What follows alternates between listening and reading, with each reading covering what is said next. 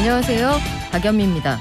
어제 속보로 전해드린 것처럼 정부가 유류세를 좀 더 깎아주기로 했습니다. 작년 11월부터 이미 20% 세금을 줄였는데 이번에는 법정 최대치인 30%까지 세금을 낮춥니다. 적용 기간은 5월부터 7월까지고 휘발유 기준 리터당 83원까지 낮출 여력이 생깁니다. 하루에 휘발유 넣어서 40km씩 운행을 하시면 기름값이 월에 10,000원 정도 줄어든다, 이런 얘기입니다. 세금 낮추고 각종 보조금 늘린다고 하는데 근본적으로는 원유 생산량이 늘거나 러시아 사태가 해결돼야 끝나는 문제라 한동안은 허리띠 졸라맬 각오 해야겠습니다. 4월 6일 수요일, 여러분은 지금 삶을 발전시킬 경제발전소를 듣고 계십니다.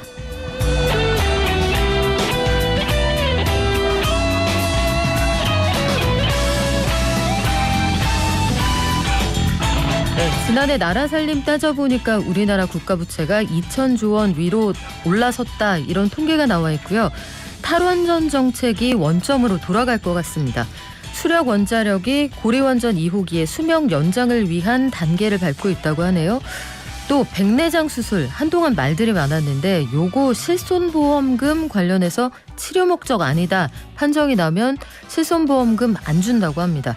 또 보통 사람 금융보고서라는 게 나왔네요. 코로나19 국면에서 자산 격차가 더 벌어졌다, 예상되었던 내용인데 통계로 잡힌 모양입니다. 또 대게값, 제가 지난주에 노량진 수산시장에 갔다 왔거든요. 그래서 대게값이 이 러시아에서 수입 안 돼서 되게 많이 올랐을 줄 알았는데 오히려 값이 떨어졌습니다. 왜일까요? 대게 관련해서 어떤 가격이 형성되고 있는지까지 이런저런 소식들 나수지 기자가 정리해드립니다. 그리고 저희 증시 잠깐 들렀다가요. 경제 언박싱 하는 날이죠. 최근 들어서 제일 많이 들어보신 말이 아마 미국 국채금리, 국내 국고채 시장, 금융채, 회사채. 채가 대체 뭘까요? 요거 빚지고 돈 꺼온다, 이런 얘기 같은데 이게 왜 이렇게 중요한 건지 박정호 교수와 함께 알아보겠습니다. 이슈발전소에서는 코로나19로 인한 소상공인 부채 해결을 위해서 배드뱅크라는 게 설립이 추진되고 있다고 하는데, 배드뱅크, 이 시사용어로 들으셨던 분은 계시겠지만 배드뱅크가 뭔지 감이 잘 안 오거든요. 효과적인 방안이 될 수 있을지까지 김유신 기자와 함께 짚어보겠습니다. 그리고 저희 계속 이벤트 하고 있죠. 경제발전소의 우리 소중한 청취자들, 우리 식구들 위해서 이번 주 딱 한 주 동안만 매일매일 1분씩 배당해드리고 있는데요. 어제 대주주 선정되신 분 일단 발표할게요. 갑니까? 빵빠레 있습니까, 피디님? 없나요? 자, 0856님. 오늘 경제발전소의 소중한 1분 제가 0856님께 드리겠습니다. 빙의를 해볼게요. 요즘 제일 무서운 중2 큰딸, 학교 생활 힘들겠지만 응원할게. 귀염둥이 작은 딸, 엄마 잘 도와줘서 넘넘 좋다. 너튜브는 조금만 보자. 끝으로 우리 마눌님, 일도 하면서 두 딸과 남편까지 잘 키워줘서 고마워. 존경하고 사랑합니다. 어머니 장모님 감사해요. 우리 가족 파이팅. 그리고 며칠 후에 회사 입찰이 있는데 행운을 빌어주시길. 이 사연을 보고 제가 이분의 성별이 뭘까, 너튜브는 조금만 보자까지 해서 엄마인가 보다 했는데 우리 마눌님, 그렇다면 부인이 있으시다는 얘기고 남편까지 키워주시는 큰 부인과 사시는 분이군요. 저희가 행운 빌어드리겠습니다. 회사 입찰이 있다고 하시는 거 보니까 좀 큰 그림 그리고 계신가 봐요. 오늘도 열심히 문자 보내주시면 이렇게 방송 끝나기 전에 대주주 한 분 선정해서 1분 동안 우리 대주주님 다 같이 응원해드리는 시간 마련하거든요. 샵 0951로 단문 50원, 장문 100원 받고요. TBS 앱 또 유튜브도 열어두겠습니다.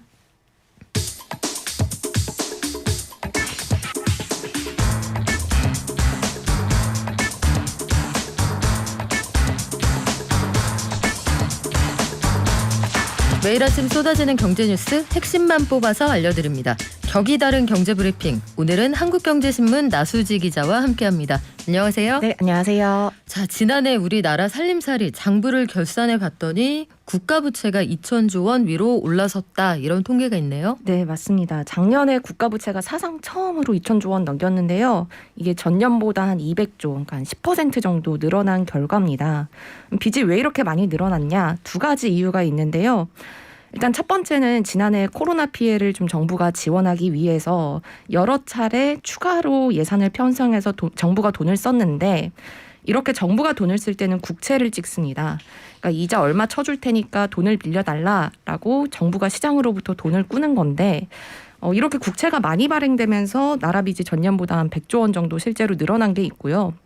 또 다른 요인은 공무원 수가 늘었기 때문인데요. 이게 공무원이 늘어난 거랑 빚이랑 무슨 상관이 있냐 하실 수도 있는데 이 공무원이 늘어나는 거는 앞으로 이 공무원 연금에서 이 공무원분들한테 연금을 줘야 되는 게 생기는 거잖아요.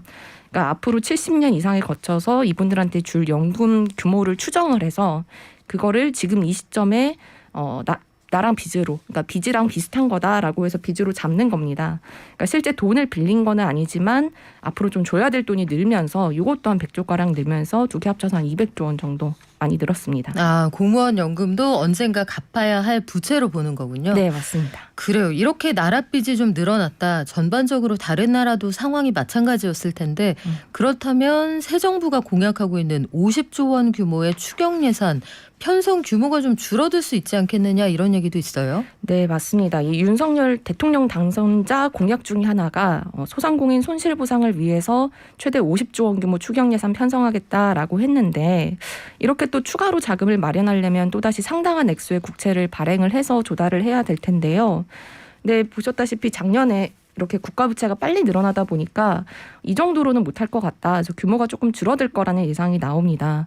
지금 초대 국무총리 후보로 지명된 한덕수 전 총리도 나라 살림 튼튼해야 된다. 그러니까 재정 건전성이 중요하다. 이런 걸 강조하면서 국채를 추가로 발행하는 것보다는 좀 지출을 다른 쪽에서 좀 줄여서 소상공인 손실보상에 써야 된다. 이렇게 얘기를 하고 있거든요.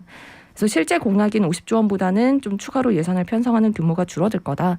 이런 전망들이 나오고 있습니다. 그래요. 이게 소위 이야기하는 구조조정, 예산의 구조조정을 통해서 마련을 하겠다는 건데 만만치가 않을 겁니다. 결국은 뭔가 포기하는 예산이 생기겠죠.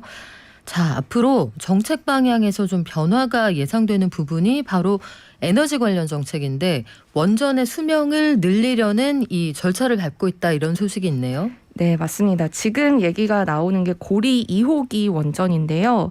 이 원전 수명이 원래대로라면은 1년 뒤인 내년 4월에 이 원래 설계했을 때 이 정도면 설계 수명이 끝나겠다라고 한 게 이제 내년 4월입니다. 근데 한국수력원자력이 이 고리 2호기를 계속 운영해도 안전한지 환경 영향은 없는지 이런 평가 담은 보고서를 원자력안전위원회에 어제 제출을 했거든요. 그럼 이제 원자력안전위원회가 이 보고서를 검토해서 고리 2호기 계속 운전할지 말지 결정하게 되는데요.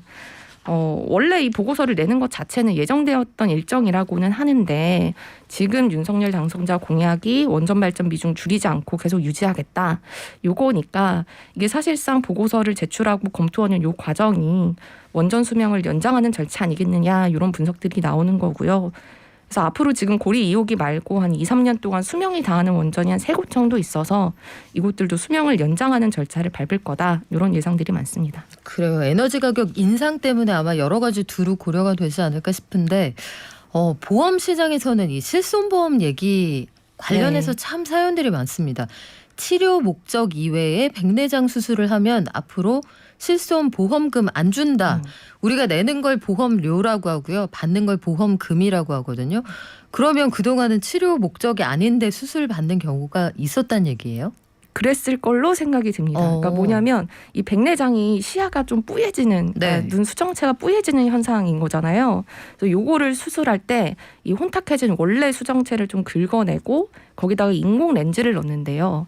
근데 이 인공 렌즈를 넣을 때 우리 안경도 다초점 안경이 있잖아요. 멀리도 잘 보이고 가까이도 잘 보이는. 그래서 이런 안경처럼 눈 수정체 안에다가 다초점 렌즈를 많이 넣는다고 합니다. 근데 그러면 원래 목적은 백내장으로 혼탁해진 그 수정체를 긁어내는 거였는데 결과적으로는 이 다초점 렌즈를 넣으니까 실제 시력이 교정되는 효과가 있습니다. 그래서 일선병원에서는 이거를 이용해서 백내장 환자가 아닌 분들인데 노안이 온 분들, 요 분들한테 백내장 수술을 해서 시력이 교정이 될 수가 있습니다. 뭐 이런 식으로 권유를 하는 경우가 적지 않았는데 보험업계에서는 그동안 백내장 수술을 받았다. 그러면 보험금을 모두 지급했었거든요. 근데 앞으로는 이걸 좀 깐깐히 봐서 실제 백내장인 경우, 이 경우에만 보험금을 지급하기로 심사 기준을 좀 강화했습니다. 근데 그러니까 어떤 일이 생기냐면요. 일산병원에서 네. 이제 절판 마케팅이라고 하죠.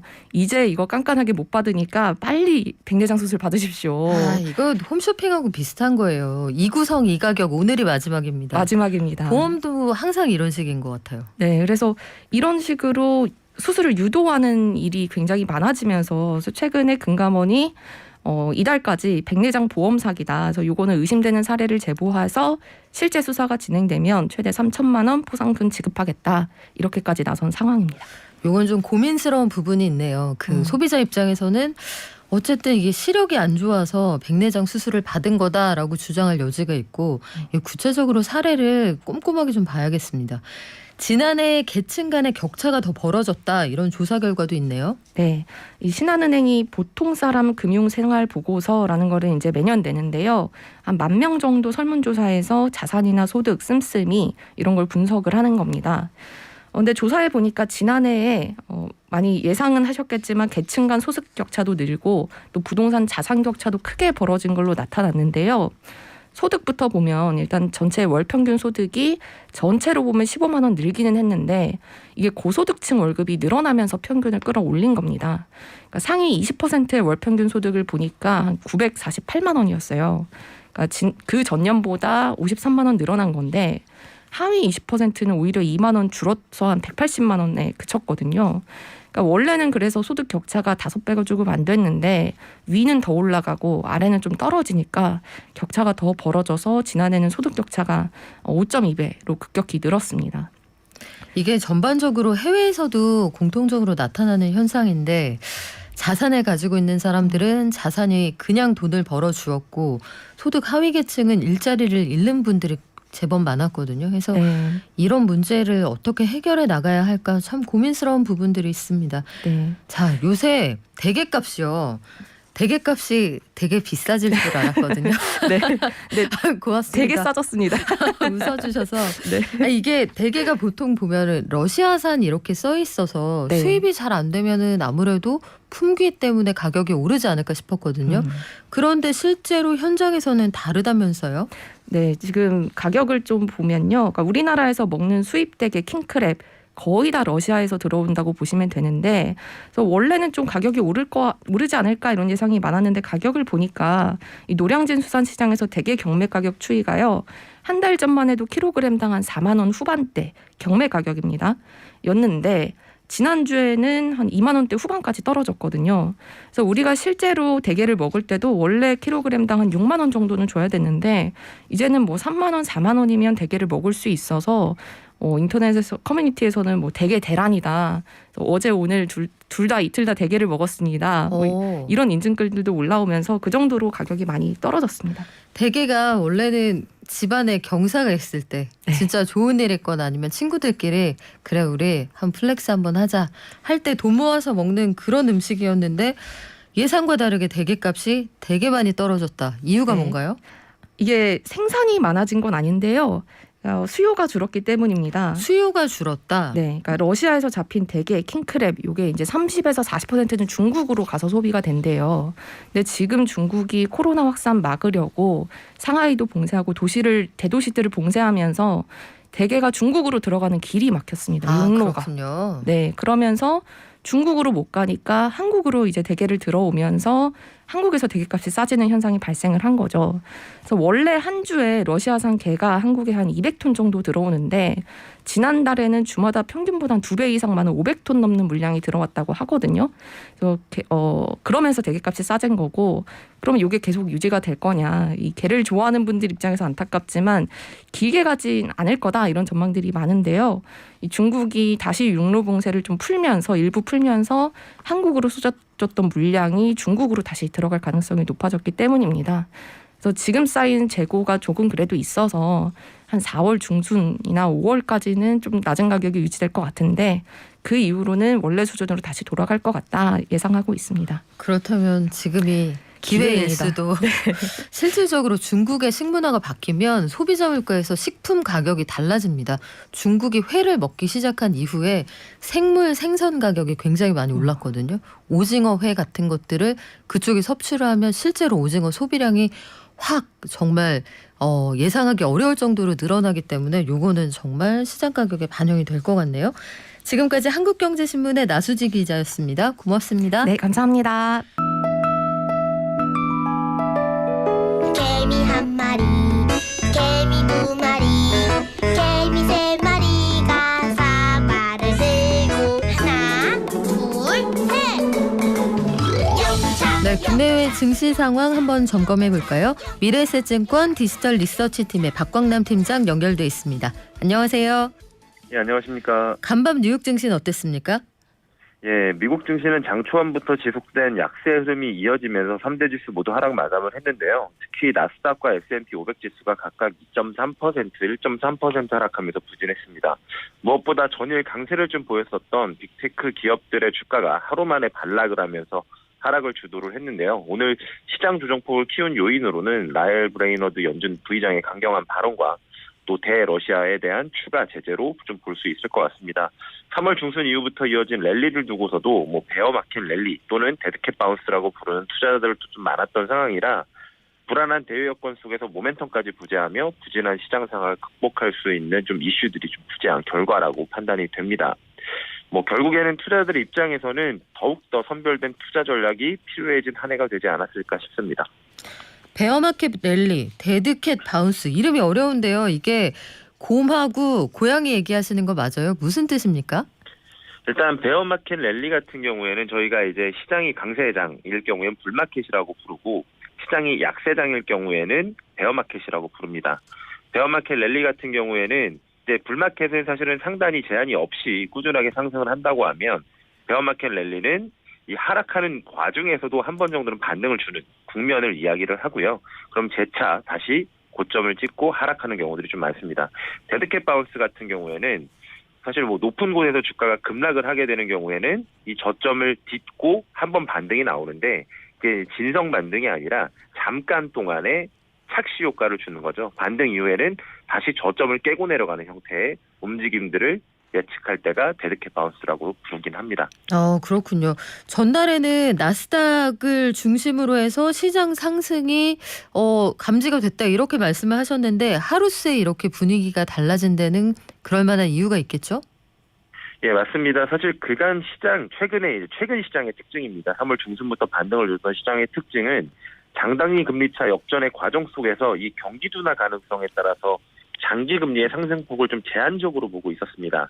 10년물 금리 기준 연준이 제시한 중립금리 중간값도 2.375% 정도 수준이었다는 점을 근거로 들어서 장기 금리가 단기간에 중립금리를 상회할 수 있겠지만 크게 벗어나기는 어렵다라는 이제 이야기들이 있었고 실제로도 2.5%를 잠깐 넘어서긴 했지만 재차 하락하면서 안정화를 보여줬었습니다. 이 과정에서 시장은 일반적인 할인율 역할을 하는 이 10년물 장기금리의 제한적인 상승과 경기 둔화 이슈를 빌어서 소위 다시 성장이 귀해진다는 컨셉이 적용이 좀 됐다라고 보시면 될 것 같고요. 이에 따라서 성장주에 대한 저가 매수세가 지속돼 왔다라고 보시면 좋을 것 같습니다.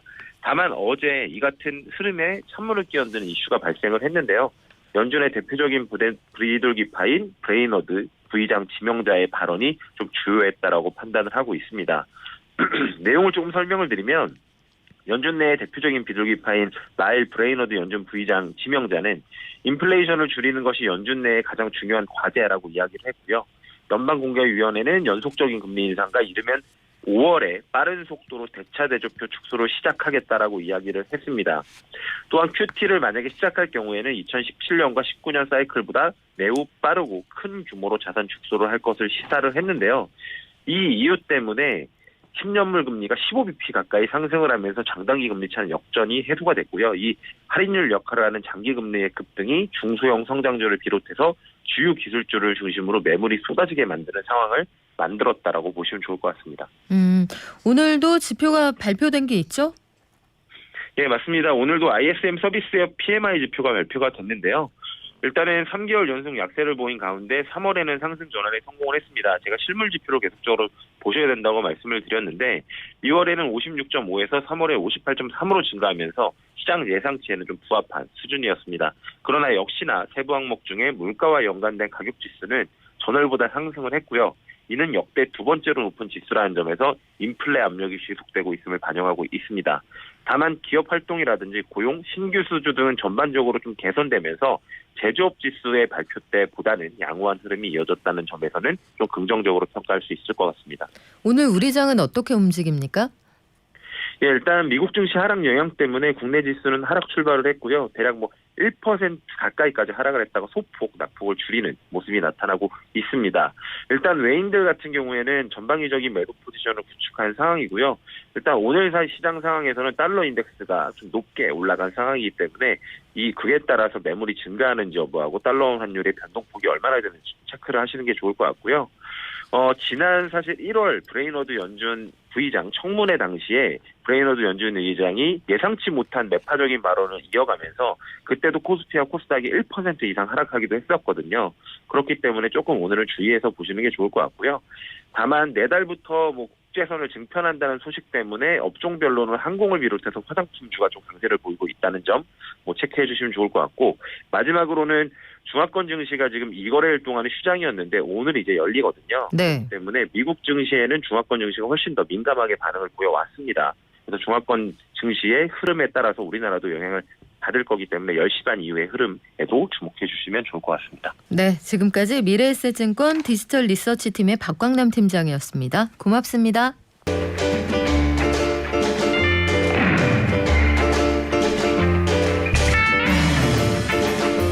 네, 1096님 질문에 답을 먼저 해드리고 지나갈까요?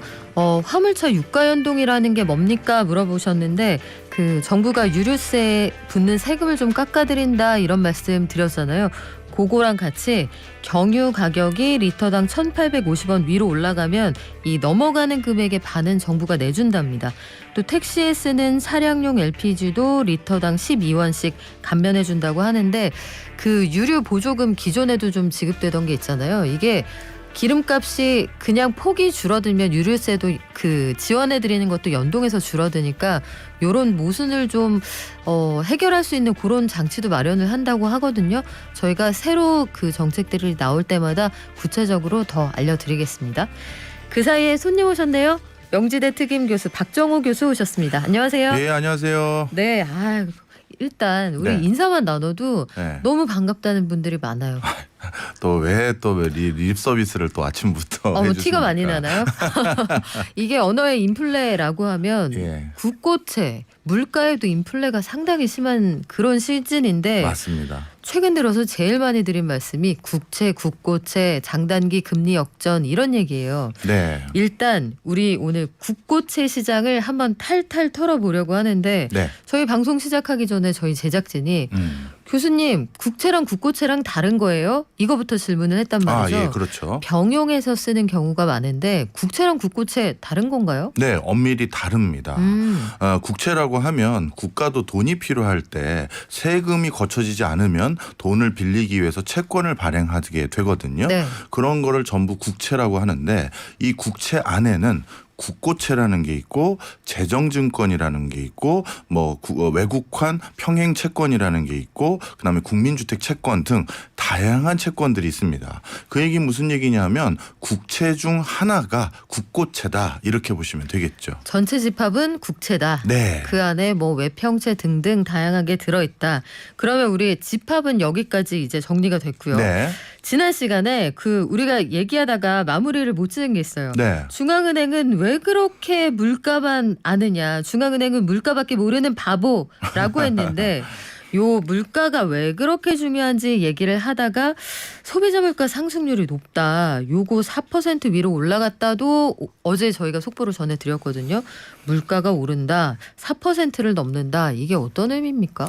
예, 사실 우리나라는 오래전부터 물가 목표치를, 그러니까 물가 상승률을 2% 수준에 맞춰서 관리하겠습니다라는 게 나름대로 법과 같은 규정으로 명시가 되어 있습니다. 그런데 이번에 4% 가까운 소비자 물가 상승률이 어떤 수치냐면요. 4%대를 제가 마지막 목격했던 것이 2010년도쯤인 걸로 기억을 해요. 네. 그러니까 거의 10년 가까이 지난 이런 시점에 다시 또 4%대 수준의 물가 상승률을 올린 건데요. 여기에 대해서 제가 한 가지 에피소드를 말씀드려 볼게요. 네. 한 3년 전에 한국은행이 70주년 기념이었습니다. 그때 한국은행이 70주년을 기념하기 위해서 뭐 다큐멘터리 같은 걸 찍게 됐는데요. 그때 이례적으로 한은 총재님을 직접 인터뷰할 기회가 있었습니다. 원래 그런 높은, 특히 한은 총재 같은 자리는 발언이 시장에 미치는 파급 효과가 워낙 크기 때문에 잘 안 해주죠. 안 해줘요. 네. 그런데 정말 70주년을 기념해서 부탁을 드렸더니만 흔쾌히 수락을 해주셨습니다. 교수님이라서 해주신 거예요. 아유, 네. 오늘 왜 그러세요? 자, 그래서 인터뷰를 할 때 약간 네. 짓궂지만 저도 평소에 궁금한 것들을 정말 대놓고 여쭤봐 드렸는데 네. 하나하나 다 대답을 해주셨는데 그중에 하나가 뭐냐면 물가 상승률이었어요. 코로나 터지기 바로 직전의 인터뷰였기 때문에 어떤 논조로 제가 여쭤봤냐면, 아니 최근 들어서 한 5, 6년 가까이 한은에서 물가 상승률 2%를 단 한 번도 달성을 못하고 저물가 기조가 계속 유지되는데 이거 일을 제대로 하시는 겁니까? 라면서 여쭤봤거든요. 그랬더니 답변이 뭐라고 그랬었냐면, 이제 진짜 목표 물가 상승률 2%를 달성하기가 정말 어렵다라고 답변하셨어요. 물가가 너무 낮다. 네. 그리고 구조적으로 물가가 잘 안 오르게 될 상황이 연출됐다고 말씀을 해주셨거든요. 그 이유 중에 하나가 바로 IT를 바탕으로 한 유통혁명, 네. 그다음에 정보 접근성을 말씀해 주시더라고요. 우리 흔히 말해서 귀저귀 전쟁 같은 거 있잖아요. 그러니까 옆에 있는 뭐 홈쇼핑몰에서 뭐 50원, 뭐 100원 낮추면 바로 다른 곳에서 2-3시간 안에 또 낮춰버리잖아요. 그렇죠. 우리가 아마존의 기적이라고 부르는 유통 질서가 달라지면서 최저가 경쟁이 벌어져서 나타나는 거잖아요. 그렇습니다. 그리고 소비자와 판매자가 직거래도 많아지고요. 그러다 보니까 진짜 목표 물가제를 2%를 유지하기가 어려워지는 상황이다. 이건 구조적인 거다. 그랬었거든요. 그런데 지금 4% 수준? 그리고 저는 이게 시작이라고 보고 있는 상황이거든요. 그러니 중앙은행 차원에선 이제 물가를 반드시 잡아야 될 본연의 기능에 더 충실해지고 있는 것 같아요. 그래요. 한국은행이 한동안 그래서 고유 기능인 물가 안정 외에도 경기 방어 또 고용의 안정까지도 신경을 써야 된다. 이게 이 영역을 좀 넓혀야 된다는 주장이 한동안 네. 있었는데 지금은 뭐 급한 불 꺼야 한다 이런 얘기가 있거든요. 말씀하신 것처럼 한 10년, 12년 전에는 배추국장, 무과장 있지 않았습니까? 그 이명박 정부 시절에 물가가 너무 올라서 네. 배추 담당 과장, 무 담당 국장이 실제로 있었습니다. 그런 일까지 있었을 정도로 그게 한동안 그러다가 계속 저물가 상황에다가 코로나 지나면서 급등을 한 건데 이러고 나서 물가 때문에 한동안 고민이다 말씀을 드렸는데 국채 시장에서 금리가 너무 올라간다. 그런데 이거 그냥 두면 우리 살아가는데 굉장히 곤란한 지경에 빠질 수 있다라고들 하거든요. 일단 국채는 뭐고 이거 왜 발행합니까? 네. 원래 국가도 살림살이를 하기 위해서는 돈이 필요합니다. 네. 그런데 국가가 돈이 들어오는 경로는 딱 2군데밖에 없다고 해도 과언이 아닌데요. 국세청과 관세청이죠. 거기에서 세원이 확보돼야지만 그걸 바탕으로 기획재정부라는 곳에서 1년 동안 어떻게 돈을 쓰자 기획을 하고 그걸 각 부처에 나눠주면 예를 들어서 교육에 얼마 쓰기 위해서 교육부가 쓰고 중기부는 산업발전을 위해서 얼마 쓰고 이렇게 되는 거거든요. 자, 그런데 세원이 제때 조달되지 못할 때가 있거나 갑자기 급전이 필요할 때가 있습니다. 그렇게 됐었을 때는 국채를 발행해서 필요한 돈을 꿔서 쓰고 나중에 갚는 게 일반적인데요. 바로 이렇게 채권을 발행하는 것, 국가도 채권을 발행할 때는 돈이 필요할 때 발행을 한다 이렇게 보시면 되겠습니다. 있습니다. 그렇군요. 나라도 급전이 필요할 때가 있고 추경 같은 게 바로 우리가 급전이 그렇죠. 필요한 그런 상황인데 2월에 국채를 2조 원을 발행을 했어요. 예. 그리고 올해 들어서 이제 두 번째로 국고채 발행을 했는데 전반적으로 보면 국채 금리가 굉장히 높다고 하거든요. 네. 얼마나 오른 거예요? 예, 1월 대비 4월까지를 비교했었을 때 통상적으로 50% 가까이씩 올랐다고 보시면 되겠습니다. 금리가요? 퍼센트 포인트씩 올란 거죠. 네. 2달 사이에. 네. 그러니까 이건 급상승한 기조라고 볼 수가 있는데요. 이렇게 우리나라 국채 금리가 상승한 것 때문에 여러 가지 시장에서는 특히 모처럼 국채에 대해서 관심도가 높아지고 있는 상황인데요.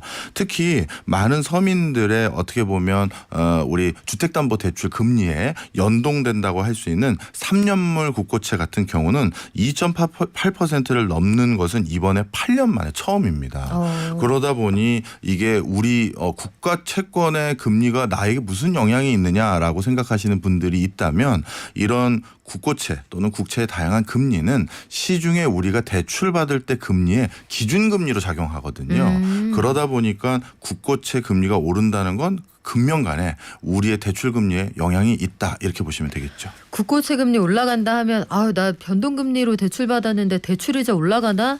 아니면 나 집 살 건데 대출 받아야 되는데 금리가 더 올라가겠구나 좀 긴장하셔야 된다. 그렇습니다. 이런 뜻이군요. 예.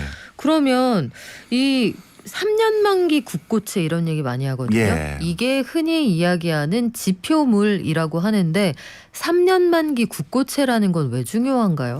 예, 우리가 시중에서 흔히 적용받는 여러 대출의 금리들이 있습니다. 흔히 말해서 일순간 마이너스 통장을 개설하거나 아니면 주택담보대출을 하거나 이럴 때 반드시 이 대출 금리들은 무엇을 보고 거기에다가 일정 부분 가산해서 적용하는 게 통상적이거든요. 그럴 때 은행들이 쳐다보고 있는 금리 변동 추세가 바로 3년 만기 국고채 금리입니다. 금리들도 3년 만기, 2년 만기, 5년, 10년, 20년, 30년, 50년까지 다양한 채권들이 있거든요. 그중에서 은행들이 쳐다보고 있는 게 3년 만기 국고채 금리다. 이렇게 보시면 되겠고요. 바로 이게 최근에 급격히 상승하다 보니 내 대출 부담률이 더 높아지는 거 아닌가 이렇게 걱정을 하고 있는 상황이죠. 채권이 흔히 기사가 좀 불친절하게 쓰일 때는 그냥 이렇게만 표현을 하거든요. 채권 값이 떨어지고 채권 금리가 올랐다. 그러면 이제 그때부터 머리가 혼동이 오죠. 안드로메다로 가기 시작하는 거죠. 값이 올랐는데 금리 값이 어떻게 됐다고? 근데 이게 역방향으로 움직인다라고까지만 쓰면 이해가 잘 안 된단 말이에요. 채권의 금리가 올라간다는 건 그 채권을 원하는 사람이 많지 않다는 뜻이잖아요. 네. 금리를 비싸게 줘야 가져갈 사람들이 있다는 건데 네. 우리나라 국채 금리가 올라간다는 건 한국 채권 인기가 없어졌다는 뜻이잖아요. 이거 왜 금리 올라갑니까? 예, 요 부분은 언론에서 많은 경우 한국의 채권이 인기가 없어졌다라고 보도들을 하시는 경우가 있는데요. 네. 저는 요 부분에 대해서는 좀 견해가 달라요. 인기가 없어진 게 아니라 물량이 당분간 짧은 시간에 쏟아졌다. 그렇죠. 코로나19 전에 우리나라 국고채 시장의 규모가 한 100조 원 정도 됐는데 네. 불과 2년 만에 170조 원을 넘어섰거든요. 그러니까 그동안 100조 원까지 어떻게 보면 국가 경제가 성장하면서 여기까지 왔는데 단기간에 70% 가까이 급증한 겁니다. 그럼 채권을 더 많이 발행한다는 건 그만큼 채권을 살 사람들이 충분하지 않을 때는 인기가 당연히 없어지는 거잖아요. 소화불량이네요. 그렇죠. 그러다 보니까 다소 금리가 올라갈 수 있는 여지가 거기서 하나 있었었고요. 두 번째는 전 세계적으로 채권 금리라는 건 약간의 연동이 됩니다. 저쪽에서 금리 더 좀 많이 주겠다라고 했을 때 우리도 어디서 돈 이거 제대로 채권 발행하려면 우리도 이자 많이 줄게요. 이렇게 해야 되잖아요. 묻고 더블로 가야 되는 상황이군요. 그렇죠. 네. 그런데 최근 미국의 그 기준금리 기조 잘 아시잖아요. 기준금리를 이렇게 올려가고 있는 추세로서 많은 국가에서 이런 국채들의 금리가 올라가고 있는 추세인데 당연히 거기에 부응할 수밖에 없는 기조들도 있는 겁니다. 그래서 금리는 올라가는데 그러면 인기가 정말 없었던 거냐? 아닙니다. 아까 앞서서도 말씀드렸듯이 최근 한국의 채권에 대해서 특히 국채에 대해서 외국과 보험회사들이 한국 국채를 너무 좋아했어요. 특히 외국 같은 경우는 한국은 국가 신용 등급에 비해서 상대적으로 높은 이자율을 주는 국고채로 유명합니다.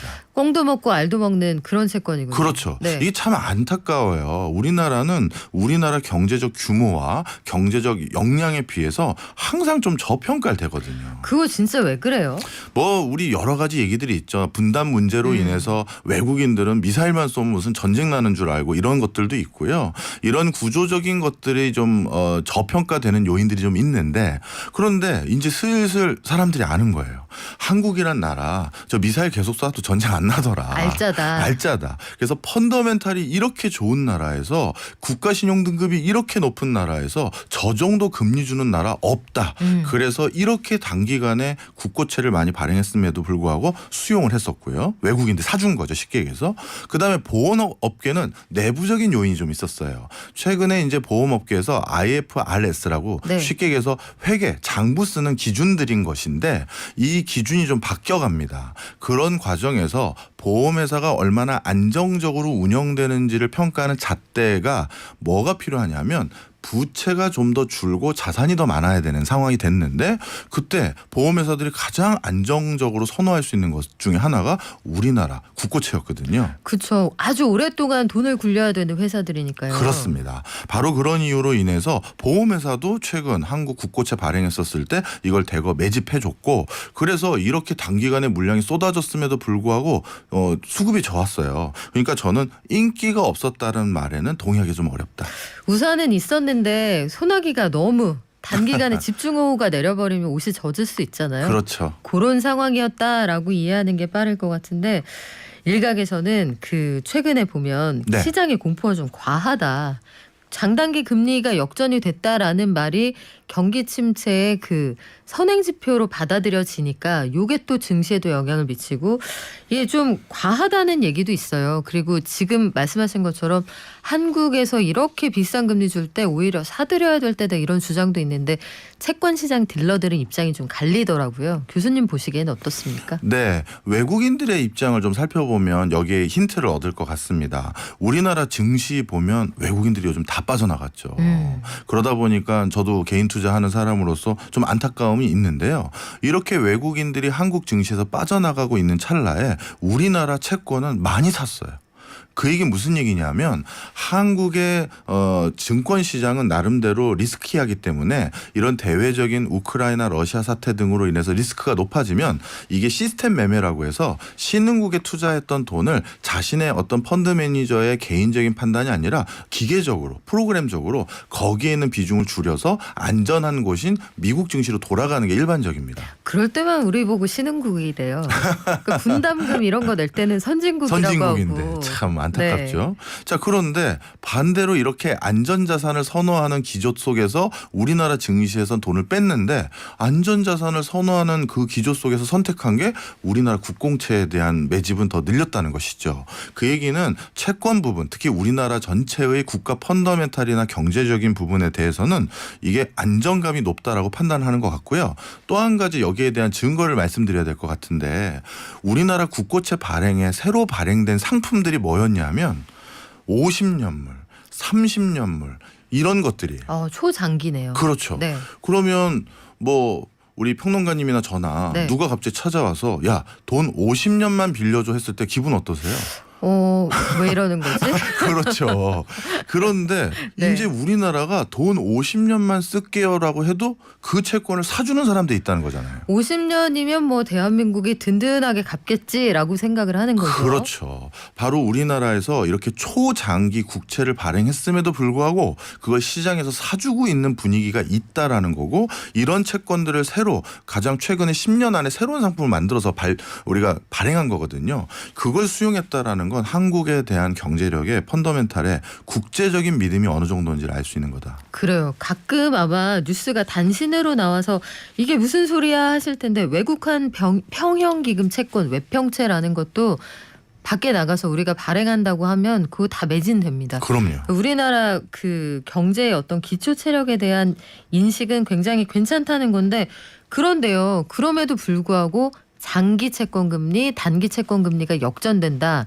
이 얘기는 말씀하신 것처럼 50년 뒤에 어떻게 될지 모르니까 일반적으로는 먼 미래에 갚는 돈에 이자를 더 달라고 하잖아요. 네. 그런데 지금은 금방 갚을 수 있는 돈의 이자가 더 비싸지기도 한단 말이에요. 네. 요 채권 간의 금리 역전 현상은 왜 나타납니까? 네, 지금 중요한 힌트를 주셨습니다. 통상적으로 높은 이자를 우리가 요구할 때는 그 사람이 잘 못 갚을 것 같거나 그 사업이 불안전해 보였을 때 거기에 대한 보상으로 대신 높은 이자 줘야 돼 이렇게 하는 게 통상적이거든요. 네. 돈 잘 갚은 사람들에게는 야 내가 싸게 이자 받을 테니까 내 돈 써 이렇게 되는 거잖아요. 그렇죠. 자 그런데 단기에 돈을 빌리는 게 이렇게 고금리가 요구된다는 것은 그만큼 지금 시장 상황이 불안전해서 누가 돈을 빌려가도 이거 좀 못 갚거나 떼어먹힐 가능성이 많겠구나. 그리고 나도 이런 리스크를 부담하고 돈을 빌려주는 거니 좀 이자라도 더 받고 싶어요. 이런 기조가 많아졌다라고 해석하시면 직관적으로 이해가 되실 겁니다.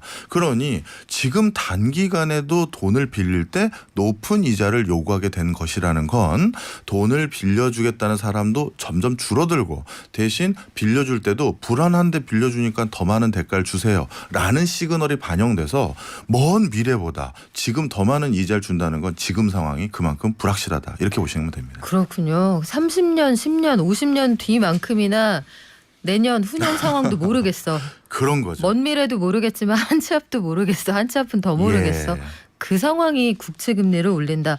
오늘 공부 많이 했습니다, 교수님. 역시 우리 1타 강사 지금까지 경제 언박싱 명지대 박정호 교수와 함께했습니다. 고맙습니다. 감사합니다.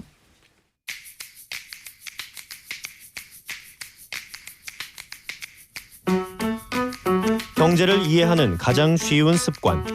월요일부터 금요일까지 매일 아침 9시 경제발전소 박연미입니다.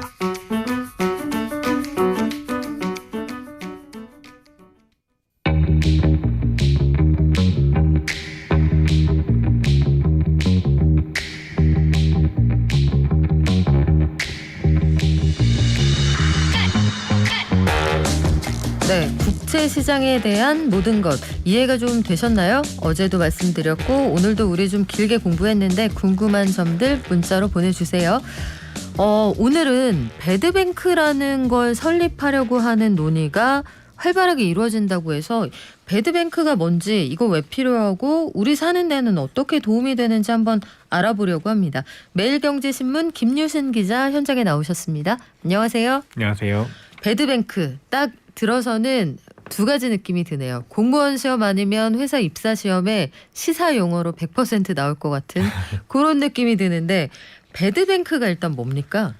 네, 영어 뜻대로 뭐 뜻을 좀 풀어보자면 나쁜 은행 뭐 이렇게 인식을 할 수도 있는데요. 사실은 하는 역할을 보면 굉장히 착한 역할, 좋은 역할을 합니다. 그럼 굿뱅크라고 하지 왜 배드뱅크라고 해요? 네, 이거 조금 하는 역할 때문에 아마 그렇게 보이는 것 같은데요. 조금 더 쉽게 한번 풀어서 설명을 해드려 보겠습니다. 우리 경제활동을 하게 되면요, 이제 가게를 내시거나 혹은 또 집을 사실 때 이제 은행이나 이제 금융기관에서 돈을 빌리게 되잖아요. 그럼 은행들이 이제 대출을 내주면서 대출 채권이라는 자산을 보유를 하게 됩니다. 그런데 이제 금융 소비자들께서 정상적으로 돈을 갚게 되면은 문제가 발생하지 않는데 이제 코로나19나 또 IMF 외환위기 같은 대규모 이제 경제 위기가 발생을 하게 되면요, 상당 부분 이 대출 채권에 문제가 발생하게 되지 않습니까? 상환 능력이 굉장히 떨어지기 때문에 그렇게 되면 이제 금융 회사들도 이제 신용 공급 기능이 굉장히 떨어지게 되고 그렇게 되면 대규모 부실 채권이 발생을 하게 됩니다. 이 부실 채권을 이제 보유하게 되면은 금융 회사들의 건전성이 굉장히 떨어져 있기 때문에 이거를 인수하는 이제 배드뱅크 역할이 이제 필요성이 이제 제기가 되는 것입니다. 그러니까 경기가 안 좋은 상황에서 특히 사람들이 돈을 껐는데 이 돈을 제때 못 갚는다라고 하면 은행권, 이 금융기관들이 부실화 될 수 있으니 네네. 여기서 발생했던 요 채권을 할인해서 다른 곳으로 넘기거나 아니면 그 부실화된 채권을 소위 말해서 장사 지내는 무언가가 필요한데 그 기능을 하는 게 배드뱅크다. 네, 그래서 부실 채권을 인수를 한 다음에 여기서 이제 채무를 조정을 해주거나 또는 탕감을 해주거나 이런 역할을 해주는 것이 배드뱅크입니다. 그래요. 그러면 그렇게 만약에 채권이 한 단계 넘어간다라고 하면 이 채권이라는 게 사람들한테 1억 원을 빌려줘서 받은 1억 원짜리 가액이라고 해도 좀 할인이 되겠군요. 맞습니다. 여기서 반만 갚으라고 한다든지 이런 방식으로 이제 기능을 하게 된다라는 얘기인데 최근에 대통령직 인수위가 배드뱅크 설립을 논의 중이다 이런 얘기가 있어요. 이 얘기는 그러면 이 상황에서 배드뱅크를 나라에서 설립한다 이런 얘기입니까? 사실 과거에도 여러 차례 이제 이런 배드뱅크 설립이 되어 왔었는데요. 먼 과거로 조금 돌아가 보면은 IMF 외환위기 발생했을 때 이제 배드뱅크가 설립이 됐었고요. 이제 부실 채권을 정리하기 위해서 김대중 정부에서 이제 부실채권 정리기금이라는 것을 만들어서 한 111조 원 규모의 부실채권 정리한 사례가 있었습니다. 이번에 안철수 인수위원장은 네. 이 공동 출자하는 방안으로 아마 구상을 하고 있는 것 같은데요. 정부와 이제 은행 그리고 소상공인진흥공단에서 공동으로 출자를 해서 만드는 방안을 한번 논의를 해달라고 인수위 분과에 주문을 했습니다. 그렇군요. 과거에도 이런 배드뱅크가 있었는데 이게 97년 외환위기 당시였다.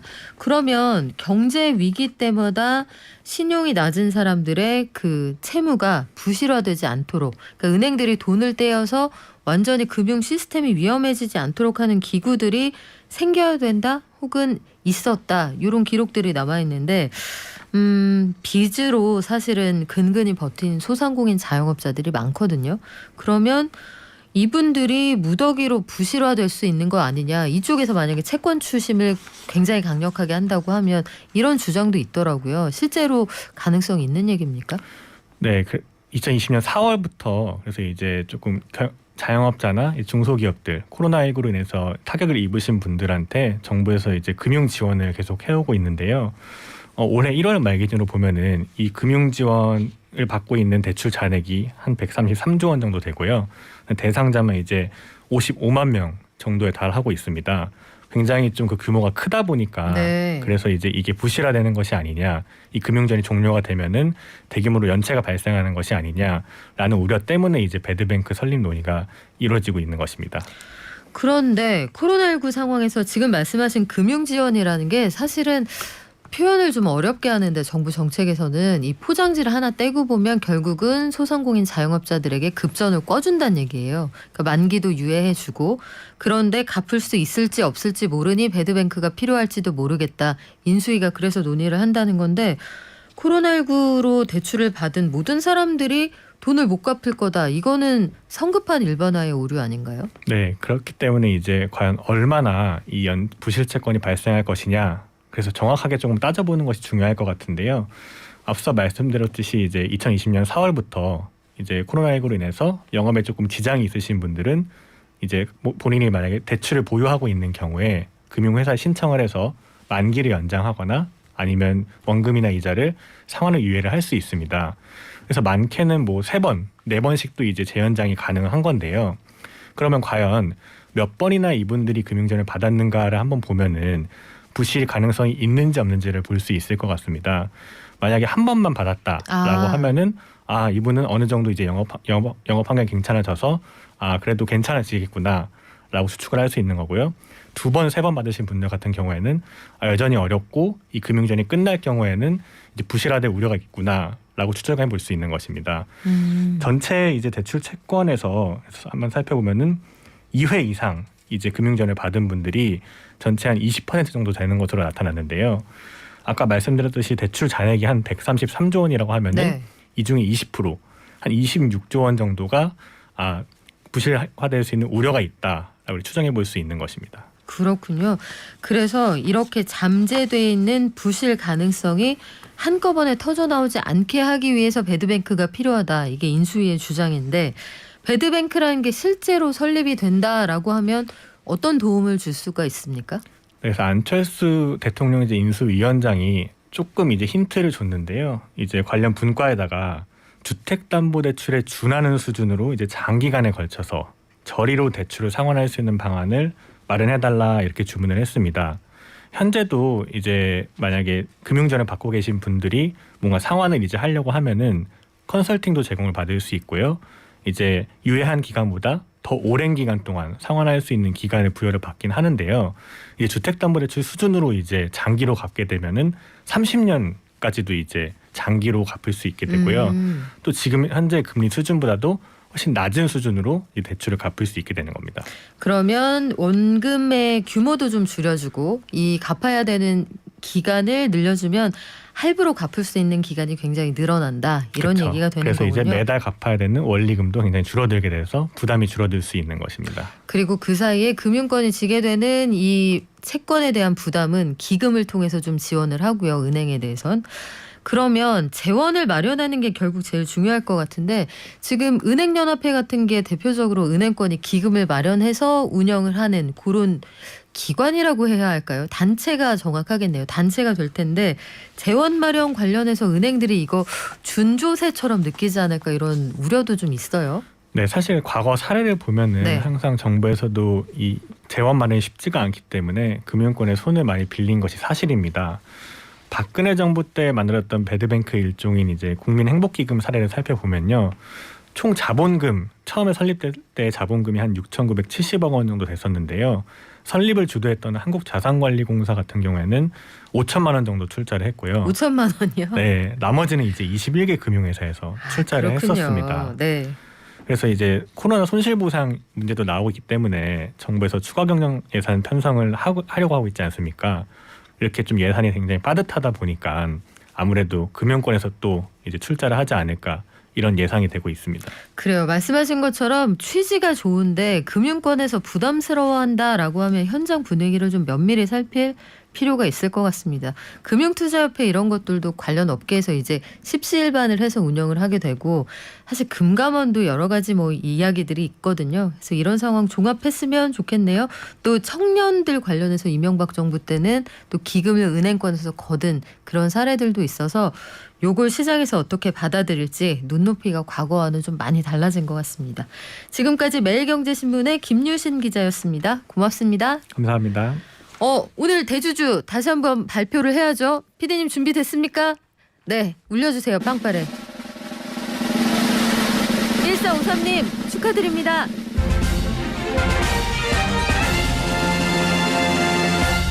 과연 어떤 사연이 올지 너무너무 기대가 되는데요. 저는 연기력 탑재하고 기다릴게요. 1453님 재미있는 사연 보내주세요. 저희 청취율 조사 기간인가 봐요. 뭐 그렇다고 합니다. 경제발전소 박연미입니다. 내일 오전 9시에 돌아올게요. 발전.